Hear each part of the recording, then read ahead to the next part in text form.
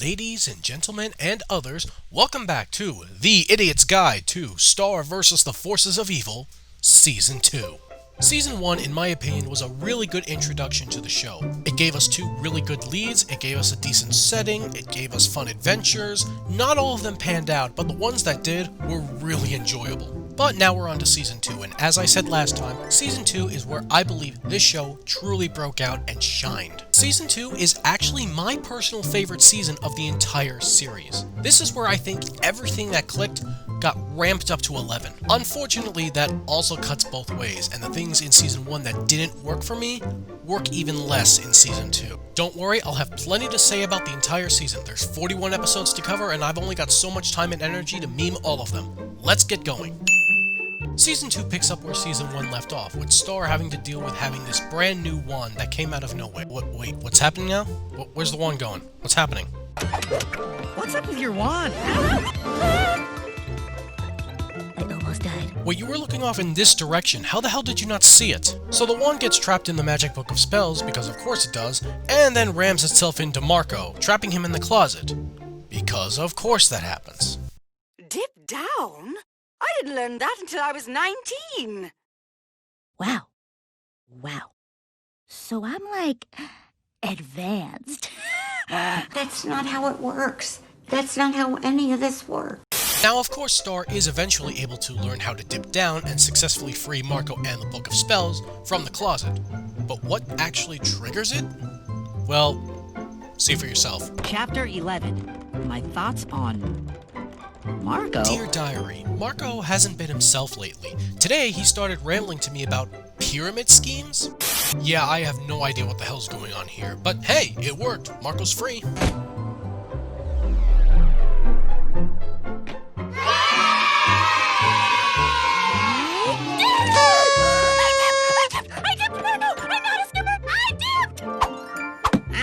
Sorry, but don't read my journal. Did Marco know beforehand that was your diary? If he didn't, then you can't really blame him for not realizing it. If he did, though, then congratulations, Marco. You're just as bad invading her privacy as she is at invading yours. Well, this thing's broken, but give it a whirl. Is that bad? The episode follow-up that I didn't know I wanted. This is pretty damn good. Now, I would have been perfectly content if they had just never brought Ludo up again. I thought Toffee was a way more interesting villain and Ludo had served his purpose. But no, the show went the extra mile. They show his struggles to survive after Star throws him into a void. They show him hitting rock bottom before he rises back up triumphantly. And of course, there's also this scene.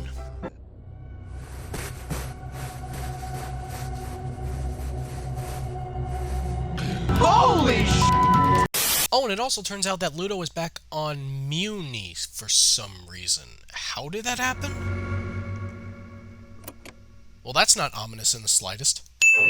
I know Star's parents bribed the school to let her attend while she's training in magic, so they have to treat her like a regular student and everything, but come on, do the officials really give a crap that she's going to be queen of a dimension that none of them are ever going to visit or even know about? What's hilarious is that this guy isn't even the actual school counselor. No, this dipshit was hired by Tom in a desperate ploy to ensure that Star and Marco never actually get together.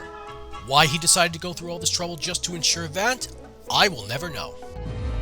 You idiot! You forgot the most important part! Me! All of this while Star is having her own internal crisis about eventually ascending to the throne. Yeah, Star doesn't want to be queen. And it gets to the point where she gives herself an insane makeover and transforms into this. Did you know that if you cut off a mermaid's tail, you can never be queen? It's all in the guidebook. Star, sweetie, I think not being queen would be the least of your problems in that situation. I really like Tom's role in this episode. He really starts to come to terms with the idea that Star is not going to love him back unless she really wants to. Any of this bullshit that he keeps trying to pull with her is only going to push her away more. You know you're never gonna win, right? I know. But you're not either.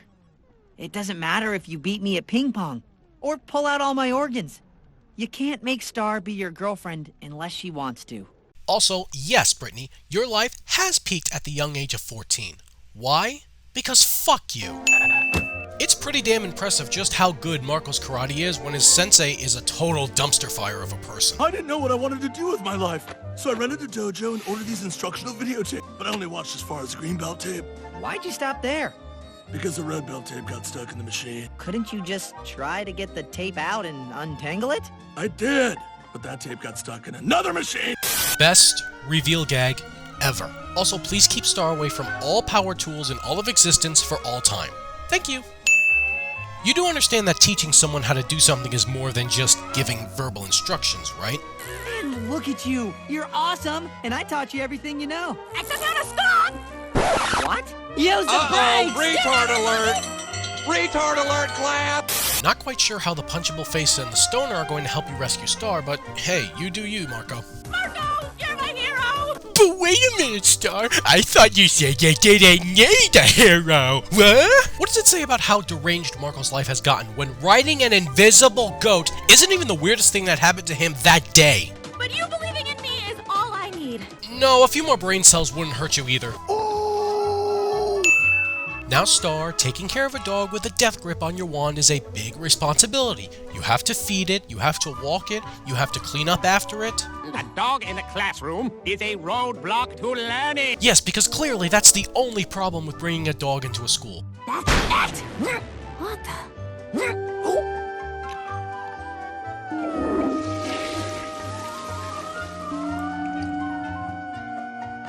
Sorry.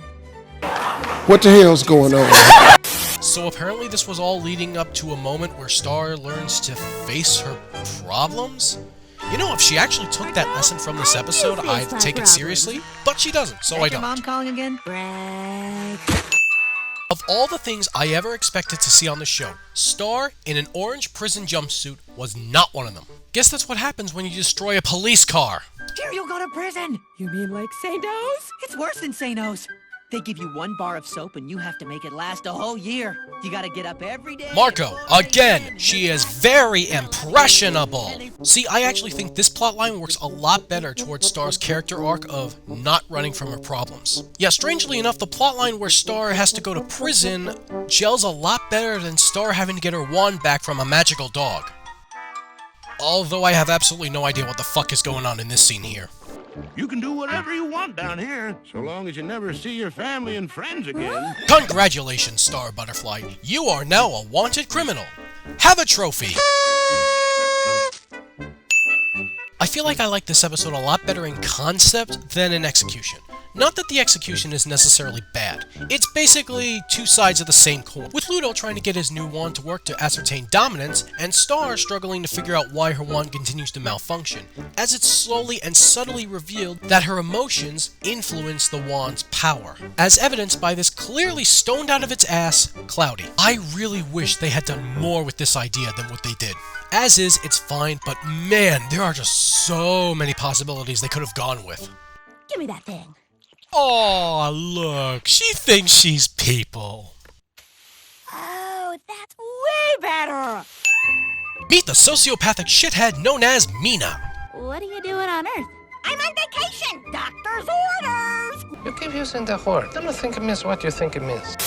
Now let's start by rounding up the rest of these folks and pushing them off this here ledge. We should take Bikini Bottom and push it somewhere else. Oh look, it's a female Broly. Before there was an actual female Broly. Weren't you supposed to be on vacation or something? And remember kids, never ever have role models. They will let you down every single time. And if that had been where they had left off the Mina plotline, I would have been perfectly satisfied with it. Unfortunately, they did not, and the show decided to shit itself. We'll do some fishing, a little hiking, and then this. A treasure map? Huh, I see Jack Sparrow is outsourcing now. No, actually, Marco wants to show Star a geyser because, well, let's face it, he's still a nerd. But they also have to entertain Star's father, who, frankly, is just the best part of this episode. I also love how he just automatically assumes that Star and Marco are dating, and doesn't even question it at all. Circus taking the hit, guys. You've shown me all kinds of amazing stuff I never knew existed. I just wanted to pay you back. Show you something amazing here on Earth. Marco! God damn it, Marco, you're such a softie. I guess we can come back to see old Youthful erupt some other time. Oh, you poor boy. Didn't nobody tell you? What? It was his hat, Mr. Krabs. He was #1. This here eruption is gonna be the last. What?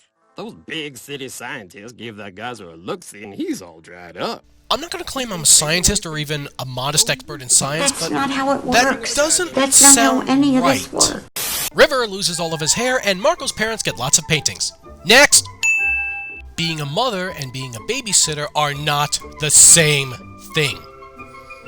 That's this episode in a nutshell. So apparently those tadpoles that Buff Frog adopted at the end of Storm the Castle now mean that he's way too soft to still be evil. Because that's totally how that shit works. My ab! I'm missing an ab! Oh, thank God. I have no idea why, but this is my favorite joke in the whole show. So there's a magical force field that's keeping the monsters out so they can't get into Muni to collect the corn because apparently corn is sacrilege on Muni? What the hell? Why corn? Corn sucks. You can see the seeds that they're trying to plant, slowly starting to stack on each other as they head towards the climax of this racism allegory they're going for. The buildup is great. The payoff? We'll get to that. Some episodes really live and die by their gags, and unfortunately, this episode just doesn't do much for me. And no, it's not just because Ponyhead is here. I don't like her, but she alone can only bring an episode down so much. So what did my manager say? He said you're ugly and no one will ever love you. That's not to say the episode is a complete waste. We do get, this scene. Yes, I was expecting... I don't understand!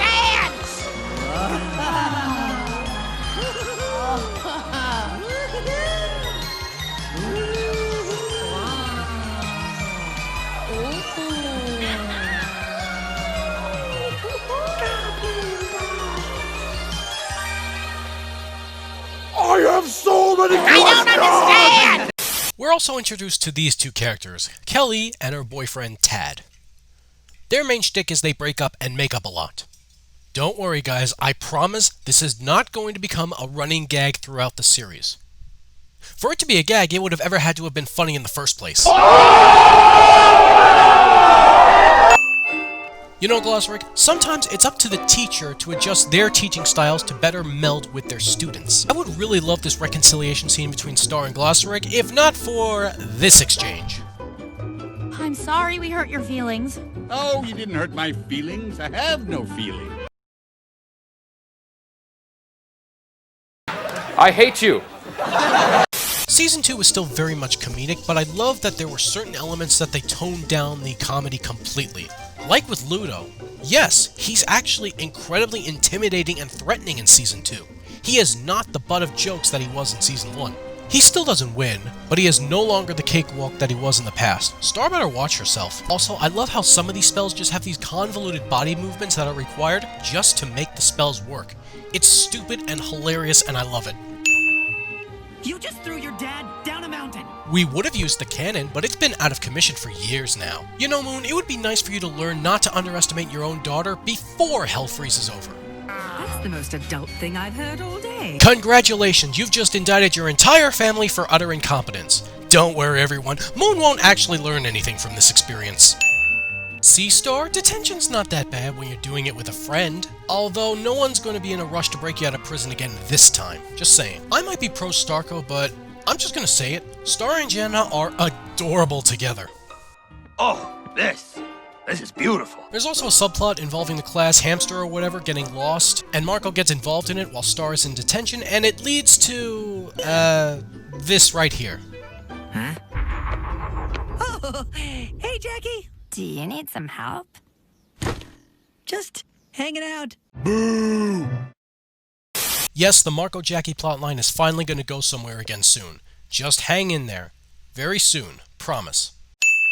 And by soon, I mean the very next episode. Star has invited all of her friends to Marco's house for a sleepover. What could possibly go wrong?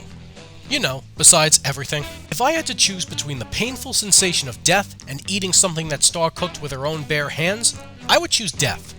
Well, I mean, both doors lead to death, but at least it would be my choice. Marco, I love you, but you are trying way too fucking hard here to be cool.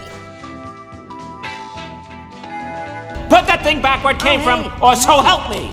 So, what's on tap for tonight? Truth or punishment? Basically, Muni's version of truth or dare. This should be fun. It's time for truth or punishment. The punishment is you have to watch the show again. What is your favorite color? Oh, okay, I see how it is. We're starting off slow, giving the easy questions first. Softballs. Okay, fair enough. 12 seconds later. Jesus Christmas nuts! What in the hell? Where did this all come from? Why is this happening? What's going on? So apparently this box does twisted shit to your body if you tell a lie. If something like this existed in the real world for our criminal justice system, we would all be fucked. But it's okay, because Star is here to give an impassioned speech that will save the day. But it's not really lying.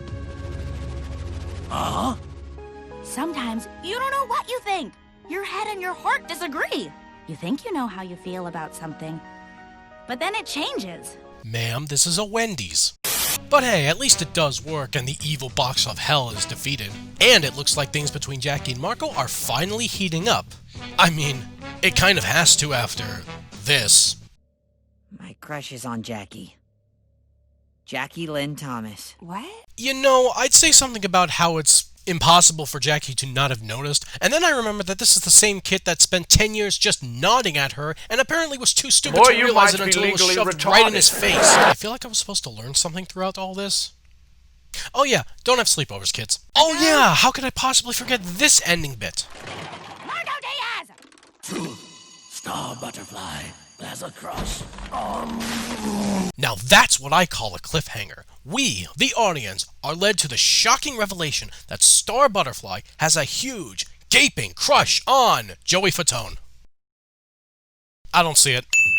You know, I usually don't use gift cards because I'm lazy, forgetful, and very stupid. Now I'm not going to use them because they're obviously evil. Also, this is just such a random episode to see Miss Hainison, especially since she comes back properly in a future Season 2 episode. I know what I want! Hey, there's only one thing in this whole stinking store that I could ever want. Star's my best friend, and friendship is the greatest gift I could ever receive. You need to pick something you can purchase from the store? Well, it was worth a shot. Actually, no, it wasn't. Don't fuck with the nice kid. He'll break you. Exhibit A. Are you kidding me? You lied to me about being a Mackie fan and pretended to be my friend so you could earn some badge? Dude, you're a jerk and a liar. And that's not even the worst part. I was dumb enough to fall for it. Those locks were charmed. Marco Diaz is a badass. Marco, wait! I do like Love Sentence. That part wasn't a lie. Too little, too late. Which is my second favorite Love And Sentence then this song, starts by happening the way. for some reason. Oh, girl, you know I'd never mean to hurt ya. And when you're sad, you know I'd never desert ya. Ooh, you were my angel, my beautiful. Okay, but why though? Love. We spiraled high on a gust of love, and I knew. What the hell's going on? Tom, I can't believe you brought Mackie Hand back from the dead just for me. Cool. They're finally following up on that there's a hole in the Muni force field thing, and it's a pretty solid episode overall. Once again, it stars Buff Frog, and quite frankly, he steals the show. We also get to see Ludo and Buff Frog meet again for the first time in a while. Awkward. Hard to believe that Star's already been on Earth for 10 months. Yeah, it's time for unexplained bullshit again. Bear with me here. So in Season 3, it's established that Star Butterfly has a winter holiday. Now, let's assume for argument's sake, her birthday is Christmas, December 25th. That means on the very first episode of this show, the episode where Star turns 14, it was also December 25th. Ignoring the fact that there was no snow to be found in the first episode compared to the subsequent birthday episode, by the time the Season 2 finale Star Crush comes around, Star will have been on Earth for approximately 18 months already. This further means that Star would not be turning 15 on Stump Day. She would be turning 16. Furthermore, by the Season 4 episode Doop Doop, where Star finally returns to Earth again, it will have been approximately 2.5 years since Star first came to Earth in the first episode of the series. Why am I bringing all this up? Well, the thing is, this show was originally standalone comedy. It has since shifted to more of a narrative, story-driven, continuity-heavy type of show. And once you do that, you have to make damn sure your continuity is tight, especially with your timeline. Or you could just say that they're not canon to the main storyline. That works too. What? So, how does it fare as a standard Halloween episode?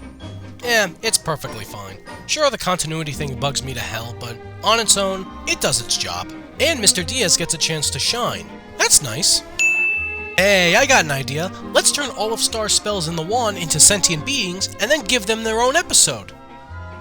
And then do it again next season. And then the season after that also. Wait, so if these 2 episodes aren't technically part of the main timeline, does that mean the other 2 episodes that focus on Star spells are also not part of the main timeline? Or is it just these 2 episodes specifically because they specifically fuck up your timeline? Look, I just don't care for these episodes, and no, it's not because of what comes later on in the series. It's because these episodes on their own, I just don't find very interesting. I don't care for Star spells as sentient beings. And hell, even if I did, these episodes just don't give me much to work with, not much to gravitate to. The characters are just not strong enough on their own to survive. I'm Spider with a top hat. Are you seriously implying that he had no idea that his hat could do that? How long has he been in Star's wand? Hell, how long has he been around? Spider with a top hat did it! My little top hat, strongest spell I've got. Bullshit! You didn't convince me! To an extent, I can certainly appreciate what they were trying to go for with the story, but no, just no. See? Neuroblast! Neuroblast! Neuroblast! So yeah, Star's wand is kind of going all funky fluky lately. And they have to literally go inside the wand to suss out the problem. Have you seen my hoodie? Marco, I told you I am in the middle of something with gloss over it. Well, that was freaky as all fuck. I also really like how this episode introduces us to the tapestry room. Basically, it's the room that depicts past queens on these gigantic, homemade tapestries and has these little pedestals that have brief recappings of their history. It's really cool. Also, there's a lot of space-time continuum bullshit in this episode, as we get glimpses of past versions of Star. Basically, if she stays in the wand too long and doesn't figure out what's contaminating it, she'll cease to exist. So that's good. Did you see yourself? Uh-huh. All right, that's not good. That's not good. We gotta get out of here. Turns out Star actually stole the Declaration of Independence. Oops. Also, it turns out that it was Toffee's severed finger that was inside the wand and corrupting it. So, that's all well and good. This is a weird episode, but an entertaining one at least. Hey, have you seen my hoodie? Oh, fuck you! What did Marco do to deserve that? It worked! I have to say, for as much as I dislike Ponyhead as a character, she does play off Marco very well, and vice versa. And I totally sympathize with you, Marco. Skinny jeans just don't work for me. And credit where it's due. This scene yelling, here sir. totally makes up for the you're episode's yelling. meh. Lower your Yes. voice. Not a word. I wasn't gonna say anything. You know this is all your fault with all your pony head stuff. Oh, excuse me. I knew Friendship Thursday wasn't your thing. TV and pizza sounds boring to you, but it's what Star and I like to do on Thursdays. Okay, well, why did you even invite me then? Pony, use your head. Do you really think Star consults Marco when it comes to inviting you to places? Why don't you just say it then? Fine. I was frozen today. The best takeaway I can get from this episode is that Ponyhead can be very tolerable. In small doses. Very small doses. So this episode introduces us to what I like to call the 3 branches of... Go fuck yourself! We have the hot and fiery apathetic asswipe known as Hecapoo, the crystallized whiny man-child known as Romulus, and the bigoted, short-sighted douchebag known as Omnitraxis. Also, there's this winged character known as Lekment, but he's honestly the least harmful. Also, he dies later on. So supposedly something in the universe has been draining all of the magic. This is kind of a problem. Moon wants Glossary to accelerate Star's training, but he refuses. And credit where it's due. This is my favorite Glossary moment. Especially Star. I need you to accelerate her training. Yeah, no. Why all the riddles? You were always very direct when you were training me. Ah, well, it finally happened. Every queen wants to tell me how to do my job. The only butterfly to leave me be was your great-great-great-great-great-great-great-grandmother, Eclipsa, the Queen of Darkness, whose chapter, coincidentally, you left Star alone with when you pulled me into this wonderland of red tape. Congratulations, you played yourself. I'm gonna turn the page! I'm gonna turn the page! You all did this because you don't trust me, and what's worse, you don't trust Star. My queen, your training was different because Star is different. You have to have faith in her to make choices that are best for her. Jesus Christ, what does it say about you as a mother that Glossaric, the guy that literally said he I has have no feelings, understands how Star works better than her own mother? To be fair, this doesn't take away from just how inept a teacher he actually is, but hey, this is something. Points for trying, right? And hey, look at that. Star turned out perfectly fine. And so did Mark. No. No, that's not good. That's bad. Luckily, there's a spell to fix that. Oh, goody. Hey, more development Thanks. for Marco's Here's some relationship paper with for Jackie. you. That's not... Marco can't grow hair on his chin, but he can on his back. What's happening here? What? Somebody keep his back. Marco would lose all respect for Chet if Chet didn't punch Marco? I have so many... I don't understand! Every time I'm around Jackie, I keep blurting out the wrong thing. Okay, but what the hell would be the right thing to blurt out here?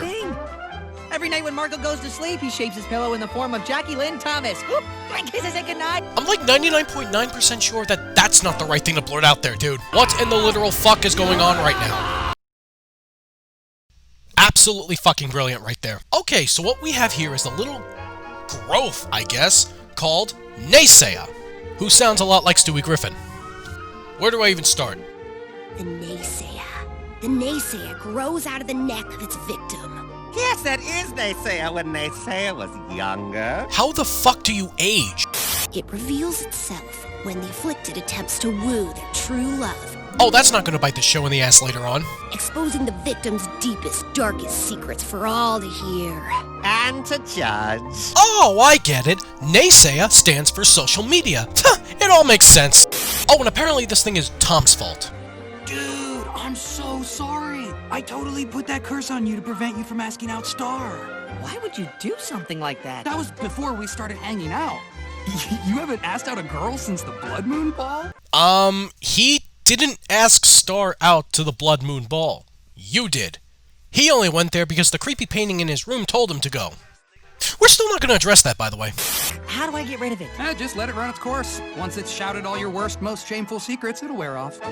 And how long will that take? It depends. How insecure are you? Let's all just pretend that that's a rhetorical question and move on. Eventually, Marco decides to finally stop being a cowardly dumbass and just get it over with. Rip the bandage off. Brace yourself, it's gonna be pretty rough. Marco hasn't taken a bath since he saw that shark movie. He's right. I haven't taken a bath since I saw that shark movie. I mean, I take showers. I'm just afraid of the tub. Look, I'm not gonna show off all of them because we'll be here for all eternity, but yeah, this is the level we're dealing with, people. Never held hands with a girl. I mean, you live with Star. Holding her hand at least once is gonna be inevitable. So, are you just dissing her unintentionally, or do you not consider her a girl? Pick one! What really works about this scene is how quickly Marco takes charge. Naysayer's power comes from Marco not being able to admit his deepest, darkest secrets, but with Marco taking charge and being upfront about it, he is essentially neutering Naysayer. Filled a notebook with my first name and your last name, because I couldn't decide which looked better, Marco Diaz Lynn Thomas or Marco Lynn Thomas Diaz. Marco, I love you, but seriously, get some fucking counseling. Also, you really have to feel bad for Jackie in this situation. She did absolutely nothing to deserve this, and yet, here she is, taking this like a mature adult. Godspeed. Your watermelon reminds me of my biggest fear of all. That we're all alone on this tiny blue marble, floating in the infinite expanse of the universe, ripped from the center and ejected out into a black void for no reason at all. What the f*** are you talking about? Anyway, Marco asks her to a movie and Jackie says yes. Yes, really. So she absorbs all of the crazy shit that comes out of Marco's mouth and still agrees to go to the movies with him. She is either the coolest girl in the entire world or the dumbest. Or both. And here we are, the universally acclaimed best episode of Season 2, Bonbon the birthday clown. But why dwell on this bullshit when this bullshit happens? Jackie Lynn Thomas just asked me to the dance, and I said yes. And of course, leave it to Marco Diaz to make sure he looks and smells his best for the... oh no, wait, I remember this scene. I remember this. What the heck? That's where you're going, Marco. Dana, what are you doing here? Oh, we just need a few more supplies for our seance tonight. Now my backside smells like cologne. Hey! Ain't nothing wrong with that. It's nice. Yeah, it's nice. Stop smelling me! You know, there's only so much commentary that I can provide for a certain scene. Sometimes it's just better to let the clip play out for itself. Like this scene, for example. Seriously, what the fuck? Oh, hey Angie. Hey Star. You've barely talked to Marco Diaz at all over the last 10 years. How the hell are you on a first-name basis with his mother? Hey, but don't worry about our rebel princess. She's off to the cemetery with Jana to witness the renaissance of our favorite birthday clown that we only just learned about. Or is she? Don't you think it's weird that Marco asked me to the dance and then totally changed his mind at the last minute? Oh my god, who the hell cares? No, you told Marco you didn't want to go because you wanted to see Bonbon. You do want to see Bonbon, don't you? Oh god, they're really gonna do this, aren't they? Of course. Oh, you bet your sweet ass we're doing this. Star Butterfly is formally, officially, jealous of Marco's relationship with Jackie. Now, I want you to keep in mind that Star has spent this entire time she's been on Earth helping Marco get up the courage to ask Jackie out. And now, she's jealous enough of their relationship for this to happen. Yep. What? Just for the record, you have no one to blame but yourself for this. While I make no qualms about the fact that I am completely in favor of Starco because they're just adorable together, I will admit, getting to see Marco's relationship with Jackie unfold throughout the series was really cathartic. Think about it. Marco spent 10 years doing nothing but nodding to the girl because he's an idiot. But he's finally getting the chance to live out his dream of dating her. It's really nice. Here, let me see that. No. Dude, you don't need this.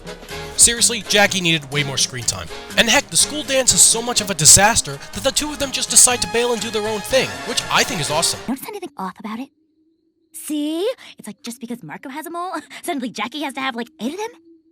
Those are freckles. I think we found someone's kink! What I really appreciate most about Jackie's character is that they made her slightly dorky. Yeah, she's super cool, she's super chill, but even the most chill people can be dorky at times too, and I think that's just wonderful.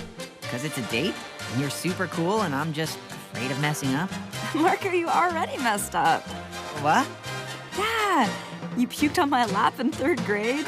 You broke my skateboard. And then there was that weird box thing we got trapped in. Oh god, Marco, I was wrong. She has all the blackmail on you. Marco, run!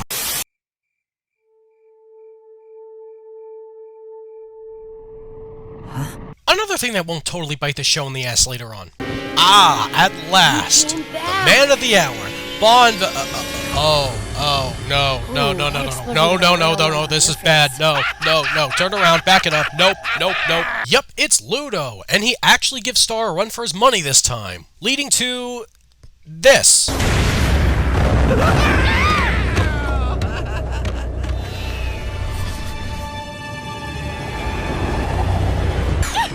What do you want with me?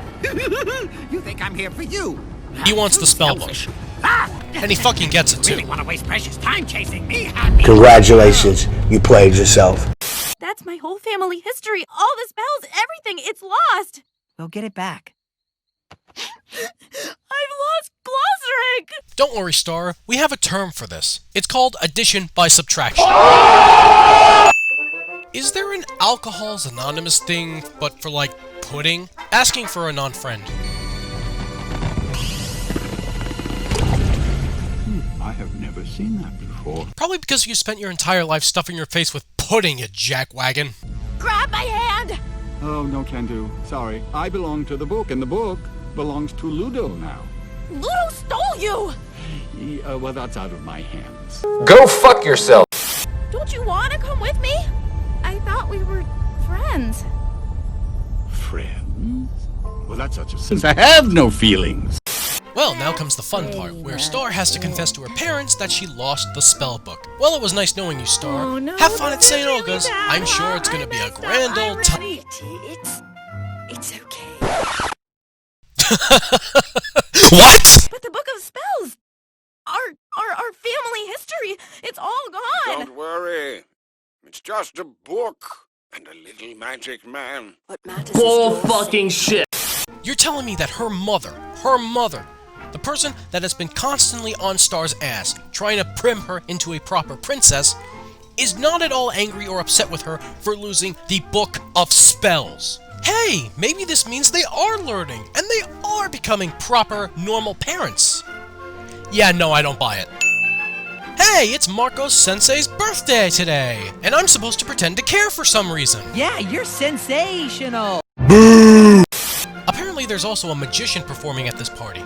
I'd tell you his name, but I honestly don't give a shit about this character. The only thing memorable about him is that he's voiced by Weird Al. So, last season wasted the talents of Rob Paulson.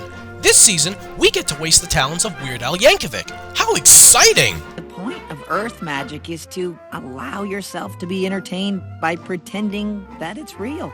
Just like love. Who hurt you? I'm not completely sure what it is, but there is something off about this episode. I just don't get any enjoyment out of it. I like the idea of there being a stark contrast between the magic that Star has, you know, real, legitimate magic, and Earth magic, which is all smoke and mirrors and meant to be for entertainment purposes, but I don't feel like the episode uses it to its advantage well enough. And for lack of a better term, the ending few minutes just make me cringe. That girl just ruined our magic show! Wait, what? Me? No, but he was the one stealing your joy and making you sad!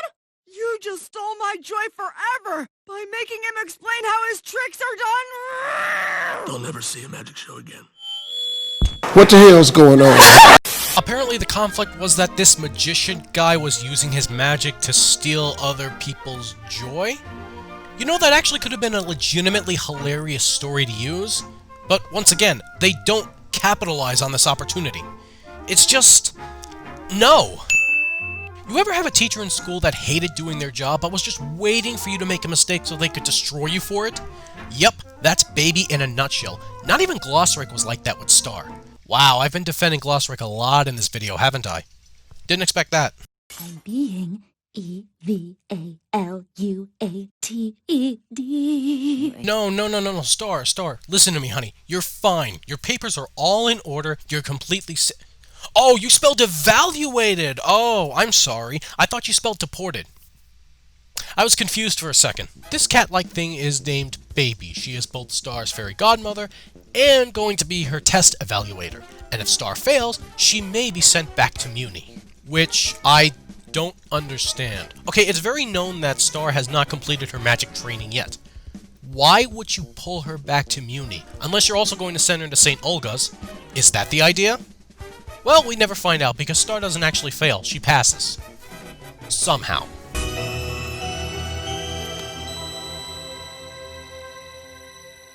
It's perfect. Does this mean she gets to stay? Yes, but she also has to become my butler for the rest of her life. And my first order of business for my butler is for you to get me a PlayStation 5. Come on, chop chop. No, the really interesting thing about this episode comes at the end, where Baby is recounting the events to Moon and River. And she basically implies that Star is on track to become powerful enough to defeat Ultra Instinct Goku or something. Star is nowhere near your skill level at her age. She's far beyond it. Why do you look disappointed by that news? I thought you would be ecstatic to hear that. In fact, I haven't seen anything like this since Queen Eclipsa. Monster love. Oh, okay. I get it now. I get it. No, actually, no, I don't. What the hell's going on? Am I the only one that felt like the beginning of this episode was extremely out of character for Marco? Like, severely out of character? Alright, so Hekapoo wants a little time in the spotlight. Fine, fair enough. No big deal, Marco. Just catch her and you'll be able to get Star's dimensional scissors back. Wait. Whoa, okay, what the hell's going on here? What is happening? Despite how confusing this episode's lore makes the rest of the series, it is a fun action episode. I don't want to spoil it for you. Watch it for yourself. All you need to know is that Marco does eventually earn Star's scissors back. You truly earned these. I underestimated Wait, I thought being underestimated was Star's thing. Oh, it also turns out that Hecapu's dimension works in a time dilation. Oh, check it out! It took me 16 years, but I totally earned these scissors. Wait, 16 years? You've been gone from Earth for like 8 minutes. 8 minutes? Yeah, I forgot to tell you that time passes differently in this dimension. Not sorry. I hate you. Serious question, but did anyone legitimately believe that Marco wouldn't go back to Earth in the end? You don't have a show without Marco. I'm sorry, you just don't. At least they made the decision to not have Marco keep his newly muscular adult body in the real world. Unfortunately, the logistics of all of this make for some very unfortunate implications. No! My hot bod! Where did it go? Squish. Yes, Star. Oh, I guess Squish. you're back on Earth. Are you struggling in your math class? Do all of the numbers and letters on the blackboard look like alphabet soup? Check out these tips. Give each problem an honest effort. Try your best. Even if you get it wrong, you'll thank yourself for it later. Otherwise, you don't get to bitch and complain when the multiverse has a stroke and collapses in on itself. Yeah, because apparently this is a possible outcome now. Who knew? If you don't figure out that math problem soon, they're all gonna shatter and forever be lost within the fabric of time-space. Space-time. I fail to see any downside with this possibility. 7. 7? Yeah, 7. Yes! I did it! Yep, you did it all right. I knew! I solved the problem! Well, no, I mean, it's totally wrong. The answer won't be a number. It'll be a new concept in math altogether. Oh, too bad there, Star. But hey, look on the bright side. You faced your fear. You didn't run away. Congratulations. It's too bad the punishment for getting the problem wrong is death by stoning. On a more serious note, I do kind of appreciate what the show is doing with the Magic High Commission, as they're called, giving each of the 3 prominent members, Romulus, Omnitraxus, Hecapu, their own individual episode. It gives the audience a chance to get to know them a little bit better, since they are going to become prominent characters later on. I hate their gods, and I think they can all go to hell, but I do appreciate what the show is trying to do with them. So the Balance Lounge, that's Star and Ponyhead's place of party, is closing. For good. And once again, I'm supposed to pretend to care. I cannot. That said, however, I do have to give props to the episode for this ending scene. Thank you, all of you, for what you've done. But I've been partying for over 5,000 years. I'm closing the lounge because I just really need to stop partying. Like right now. Uh-oh! And this is the last night in the Bounce Lounge. Let's make it the best night ever! Yeah! No! The party is over.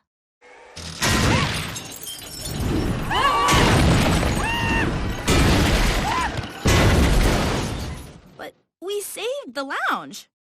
Nothing lasts forever, princess. Wow. So basically, a misunderstanding made everyone think that they had to raise money to keep the Bounce Lounge going, when in reality, the owner just wanted to quit because she was fucking tired. Okay, but like, why not just take the money anyway? At the very least, they raised a good few $1,000s to keep it going. Why not take that and then fuck off anyway? Maybe it was the principle or something, I don't know. At the very least, I can respect that they went with the no fucks to give ending. A fitting choice of words if you ask me, considering that I just have about 0 fucks left to give for this episode. Next! A prominent lesson for kids to learn. Think through your implications before you follow through on something. Otherwise, you'll grow up to be this shithead known as Romulus. I frequently go back and forth on which Magic High Commission character I hate the most personally, but I can definitely say that Romulus is by far the least endearing. Holy shit, what a child. I've been wrong about everything lately. Which is hilarious because combined, they all have exactly 1 more brain cell than you do. I actually crystallized Lekman, and I love Lekman. So remember that bit in Page Turner where Romulus is punished and sent off to the corner by the rest of the Magic High Commission? Strangely enough, we're actually following up on that, as Romulus has tasked himself with finding the source of whatever is draining the magic in the multiverse. Apparently he thinks succeeding will get him back on the good side of the Magic High Commission. Oh, Romulus. Oh, I have a secret to tell you. They don't give a shit about you anyway because you suck. I do appreciate that they're trying to have Star learn the lesson she needs to learn here by teaching it to Romulus. Once again, I hate these characters and they can all die, but it's something. I appreciate the effort. It's just a pity that these three characters are such sniveling twats. We're going to start with some simple object transfer. Let's have you try Levitato. Oh, cool! It's the Harry Potter animated series I didn't know I never wanted. Yeah, this episode is basically any time Glossaric tries to train Star, except replace Star with Ludo. It doesn't do too much for me, but I will say, it is pretty hilarious to see Ludo play the straight man to Glossaric, when normally it's Star playing the straight man to Glossaric. Nice change of pace, I think. What's your game? You must want something. Oh, I don't have wants. I have no feelings. No, the really big, interesting thing in this episode comes right at the end. Watch this. I thought there'd be more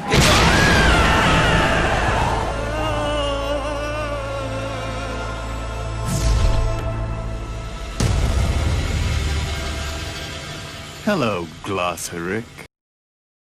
Ah, so this is happening now. Time to give it up, old man. You'll never get him on your side. But I don't have a side. I have Go fuck yourself. So, Toffee's back. Huh. Well, I'll say this. They sure are saving the best for last, aren't they? It might just be me, but I actually felt a little disappointed with this episode.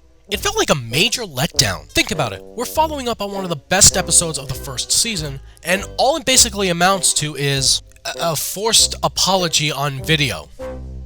Because apparently that's all Miss Heinous wants.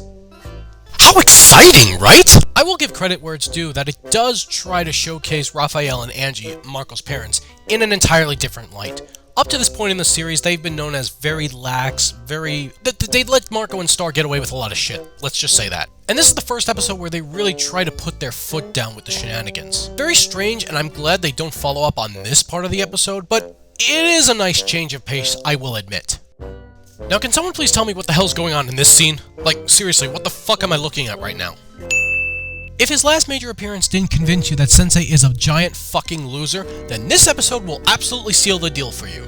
Let's start with the fact that he chose Jeremy, the 8-year-old little fuckhead, instead of Marco, to represent the dojo in this certification ceremony or whatever the hell this is supposed to be. I have no idea. Oh yeah, this is also Jeremy's first major appearance too in a while. Now let's talk about why Sensei chose Jeremy, the little brat, instead of Marco to represent the dojo. You're going to fucking love this. Because he brings so much to the dojo. So much what? Crack, obviously. Money, dude! His family's filthy rich. They give the dojo tons of cash. That's how I keep this place afloat. You really are a pathetic fucking loser, aren't you? Once and for all, really. Shit. Good night. Why didn't you tell me this in the first place? Because you and I are friends. And that's what friends do. They do hurtful things to each other without explaining What why. the f*** are you talking about? Was that even English? That's not how... Wait, we're friends? Duh, you're my dojo, bro. Why else would I keep texting you to grab tacos? You don't text me. Whose number is this, then? Please seek some counseling. I said it in the Red Belt review, and I will say it again here. It is a goddamn miracle that Marco's karate is as good as it is with this douchebag as his sensei. Star gets in hot water when she destroys public property. Wait, didn't we do this like 30 episodes ago? Except this time it's not a police car, it's an old school artifact, and it completely changes the school and turns it upside down, because that's what happens in every single one of these plots. Luckily, Star has also seen all of these plots and decides that a big raging speech is just what the school needs to get back on its feet. Like their ancestors before them, the students of Echo Creek got rid of Otis with pride and school spirit. They destroyed that possum statue as one mob of unity. An old janitor suggested they... What the hell's going on? That day, our town was victorious, and a girl named Star Butterfly shined brighter than the Northern Star. I have nothing. Next! Let's get this out of the way right now. Starkey rocks. There, I said it. It's another date night between Marco and Jackie as they're going to the Love Sentence concert. And Star is tagging along because she's still in denial about the fact that she's jealous of Marco and Jackie's relationship. As you do. The absolute best part about this entire episode is how much better the chemistry between Star and Jackie is than the chemistry between Jackie and Marco. Like, seriously, if you showed this episode to anyone, I bet they would assume that Star and Jackie were the ones that were dating each other. Oh, they are so cute. It'd be much more clever if it turned out they were dating each other. Aw, come on, little dudes. Don't be nervous. Yeah, this place is great. I used to live here. Me too. Wait, what? Oh cool, a worthless callback. Hell, we're not even at the concert yet. That's where shit gets juicy. Straight out of the Echo Creek Penitentiary, I'm Justin Towers, and this one goes out to everyone who's just friends. Subtlety. It's completely optional. I do feel bad for Star to a certain extent, but like I've said, this is her own damn fault. She's the one that pushed Marco to ask Jackie out. She's the one that encourages him to be brave around her. And now she has the audacity to be jealous of the relationship that she helped create. Seriously? I'm not going to say that karma is a bitch, but when you put your hand over a flaming hot stove, what the hell do you expect to happen? I didn't mean to hurt you. You didn't have a clue. Wait, shouldn't those lines have been reversed? I mean, if we're using the song as a metaphor for Star's developing crush on Marco, shouldn't it have gone like this? I didn't mean to hurt you. You didn't have a clue. I mean, it's no big deal, right? It's just important symbolism and shit. Tear us apart till the day you broke my heart. Oh, Jesus Christ, again? That song didn't say anything about the real you. You could plug any name into that song, and it wouldn't make a lick of difference. How about Buttercup? Don't call me Princess! Every queen in Muni gets their own song, and Star is going to be no different. I know you're not looking forward to it, Star, but look on the bright side. You get to work with one of the guys from Fall Out Boy. I joke, but that's actually Patrick Stump, the lead singer from Fall Out Boy. Huh, so this show wastes Rob Paulson and Weird Al Yankovic, but takes advantage of Patrick Stump's abilities? What the hell kind of show is this? Meanwhile, there's a subplot involving Moon traveling into the Forest of Certain Death, where she confronts Ludo's family in an attempt to find him. And holy shit, did I forget what a reprehensible piece of shit Ludo's father is. Well, what do you expect? We had a lot of kids. Ludo was the front. He didn't even fit in our family portrait. We were extra hard on him to toughen him up. And look what happened. Was he grateful? No. Instead, he destroyed our ancestral home and brought shame on the family name. The only one that brought shame on the family is you cancerous bastard. Oh, and you for allowing it to happen. Go fuck yourself. We can't always control the path our children choose to take. Aw, look at that. It's like Moon is learning or something. God, I can't believe what they do to your character later on. Star, I know you're not looking forward to this. I know you're gonna hate it, but the least you could do is not treat Rebariat like a piece of shit. Maybe if you hadn't, Rebariat wouldn't have fucked you over completely in his song later on. Oh yeah, let's get to that part. Credit where it's due. The Ballad of Star Butterfly frickin' slaps. It just does. Rebel princess, she's the best. She's a ball of lightning in a hot pink dress. She's a thunderstorm roaring through the night. She's our shooting. At least this part slaps. The rest of it, though? Just watch. Shooting star shining in the night so bright. She started to attract a pair of envious eyes. The feeling rose up from behind the jester's cross. Anyone else getting Metallica vibes from this verse of the song, or is it just me? Royal secret from royal shame. But still, baby, don't say a word. And never mind that noise you heard. Oh, but wait, that's not even the best part. This is. It's over now, so we just gotta move on. Wait, what? Royal secret, one last to tell. A princess under true love spell. Congratulations, you played yourself. Who do you think drew this fan art of Star and Marco together? Did Rebariat draw this? What? The Queen lied to us! Well, technically, it was a lie by omission. Oh my god, who the hell cares? So yeah, people finally know the truth and they're pissed off, including the Magic High Commission. Withholding information about Glossaric and the spellbook has put us all in danger. Considering what we find out next season about the information you people have withheld, you're one to talk, you little bitch.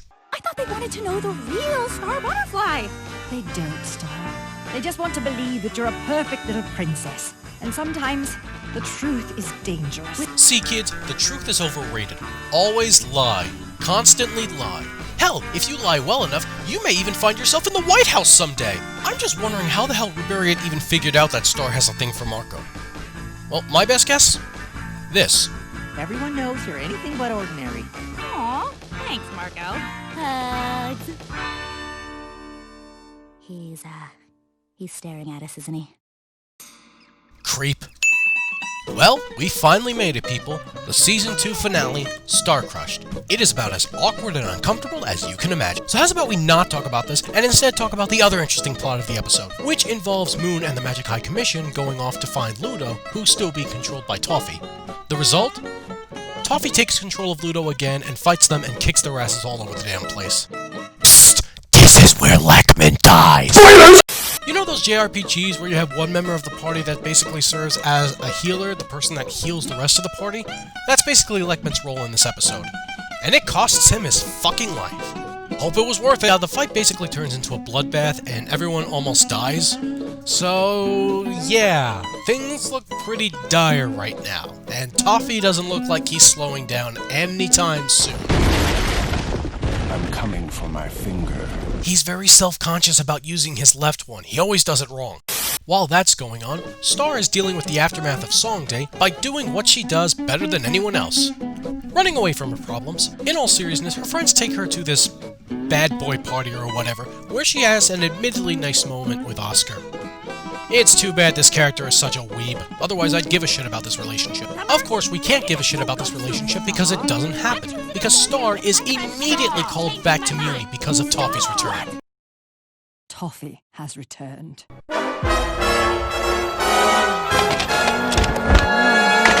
What? Talk about a shake-up to the status quo. That's right, Star has to go back to Muni. She doesn't know for how long or if she can even come back to Earth. But now, the moment that we have all been either waiting for gleefully or dreadfully. You pick. I do have a crush on you. I want to show you something. It's my shocked face. Okay, so where should I start? Well, let's start with the fact that she is admitting this in front of a room full of people, including Marco's current girlfriend. What's worse is that Star doesn't even tell Marco the reason why she's leaving at all. Now, one could argue that Star withheld this information because she believed that if he knew that it was Toffee, he would demand to follow her into battle no matter what. And you know what? That's perfectly fair. But seriously, she couldn't even leave a note? No, really, she just up and leaves completely. Takes everything with her. What do you mean? Star? Well, that's one hell of a way to end a season, isn't it? What the hell's going on?! And that's Season 2 of Star vs. the Forces of Evil.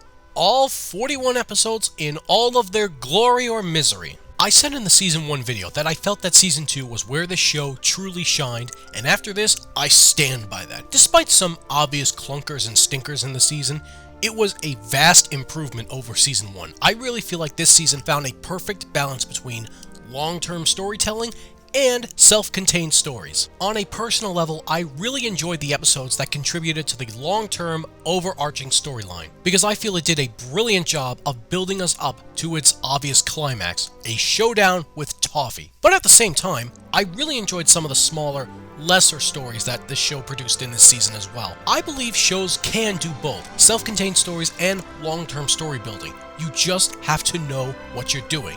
And this show did. At least up to this point. We still have 2 seasons to go. And unfortunately, the reputations for Season 3, and especially Season 4, are not as good as the first 2 seasons. Shame. But is there plenty of good stuff in Seasons 3 and 4? Oh, you bet your sweet ass there are.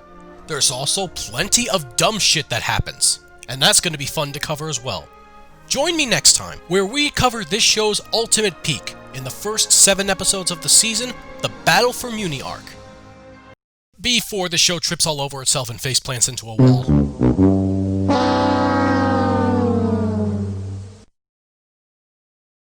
Apparently, the only thing in my future is being queen. Man, I'd love to be queen. And I want to be a professional voice actor. We can't all get what we want, Marco. You know, Naysayer has never been to the movies. Brian, why does everything you touch turn to garbage?